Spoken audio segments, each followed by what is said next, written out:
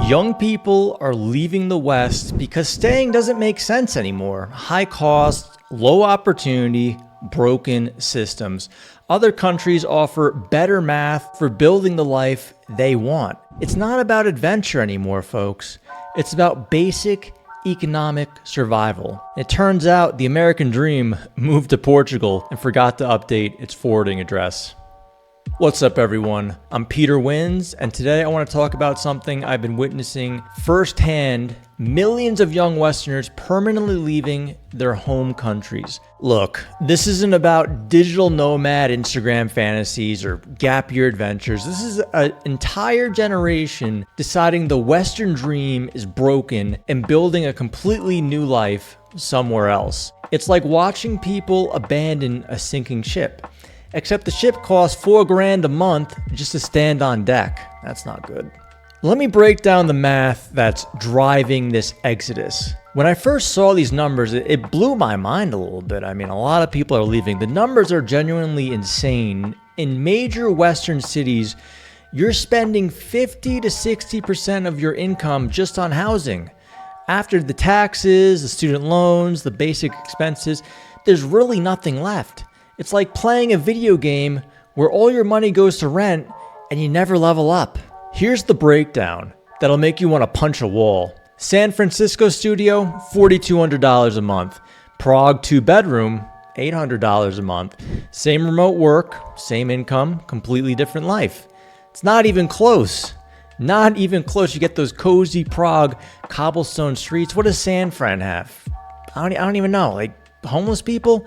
It's financial warfare, and geography is your only weapon here. The geographic arbitrage is real. Your Western salary maintains its value while your expenses drop by 70%. Suddenly, you're not just surviving, you're actually building wealth instead of paying some landlord's mortgage forever. But here's what really gets me, folks. Property ownership in the West has become mathematically impossible for most people. It's a huge problem. That starter home costs $1 million now. Down payment, $200K. Meanwhile, in other countries, you can actually buy property on a normal salary without selling your kidney. Isn't that nice? But here's where it gets really interesting. It's not just about money. I've watched friends become completely exhausted by Western culture itself. They're tired of societies obsessed with political division and cancel culture. Every conversation feels like walking through a minefield where you get one word wrong and you get blown up on social media. It's over for you. The mental exhaustion of navigating Western social dynamics is like having a part-time job and not getting canceled. The dating situation, oh boy, is particularly brutal. Western dating culture has become so dysfunctional that it's spawned entire movements of people traveling abroad just to find partners. Apps have turned relationships into a marketplace where everyone's shopping for something better. It's like Amazon, but for human connection, and somehow even more depressing. And the work culture, the 70-hour weeks, the hustle worship, the live-to-work mentality, it's literally killing people slowly and calling it career advancement.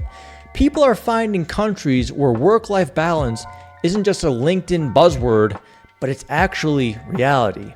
They're seeking simplicity in increasingly complex times, places where communities still exist and neighbors actually know each other instead of avoiding eye contact in hallways. Well, except if you go to the Nordics, because that's probably what's going to happen. The opportunities abroad are genuinely better in most cases. Western education and passports open doors that are slammed shut at home. Starting a business in many European or Asian countries involves less bureaucracy, lower taxes, and government programs designed to attract foreign entrepreneurs. It's like playing business on easy mode after years of expert difficulty. The network effects are real too. Expat communities in places like Lisbon, Dubai, Bali, and Mexico City are building parallel economies. They're hiring each other, they're investing together, they're creating opportunities that didn't exist before for them. It's concentrated ambition without the crushing overhead costs of trying to make it in a place like, New York City, San Francisco, Miami. Plus, speaking native English makes you valuable basically everywhere. Understanding Western business practices makes you a bridge between worlds. You're not competing with millions of identical MBA graduates for the same soul-crushing corporate job. Here's the thing though, this opportunity window is closing fast. It's not going to be around forever. Countries are getting wise to the arbitrage play, and visa programs are filling up because of that. The quality of life improvements these people report are honestly mind-blowing. Healthcare that doesn't bankrupt you when you get sick. Imagine going to a doctor without calculating whether you can afford to not die. Walking to local markets instead of driving to soulless supermarkets that sell tomatoes with the taste and texture of a tennis ball. But it's really the stress reduction that really gets me. No constant sirens, no homeless crisis everywhere you look, no random violence. They actually feel safe walking at night instead of clutching their keys like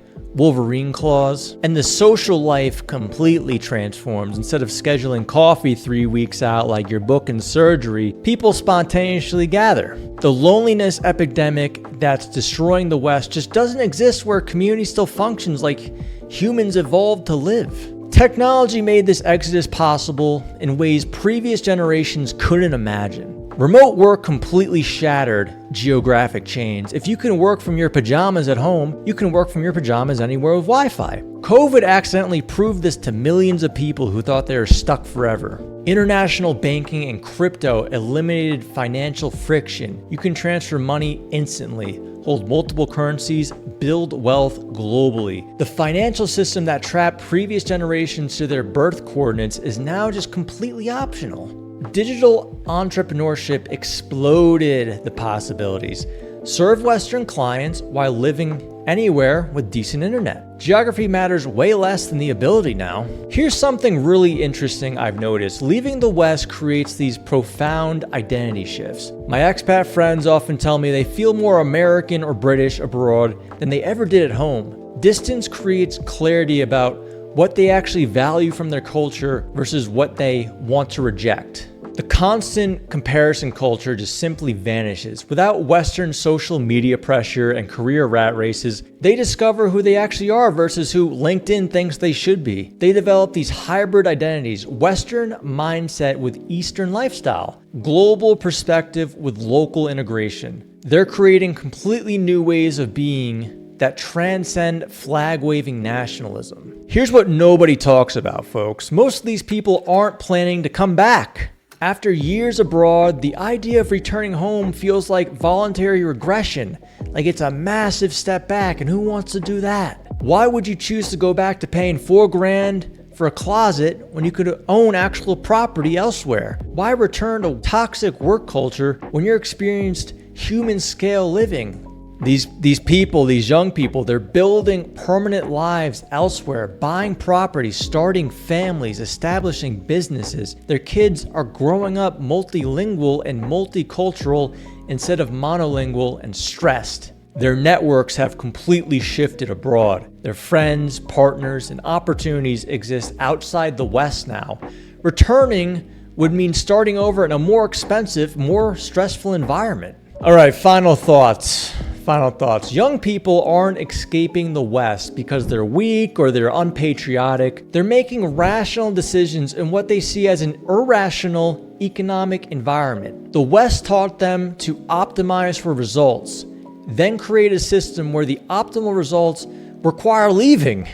It's not emotional, it's just simple mathematics, folks. Now, have you ever considered this path? What's keeping you? Or what made you take the leap if you've already done it?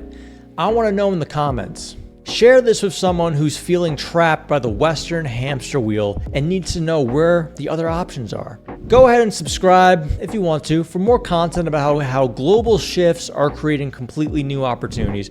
And remember, home isn't where you're from. It's where you can actually build the life you want without going bankrupt in the process. And I'm making this video from Medellin, Colombia, so I'm doing this too. Although I still have faith in the West and the US, I'm not a total doomer on it, just letting you know. Thanks for watching, guys. I'll see you in the next one.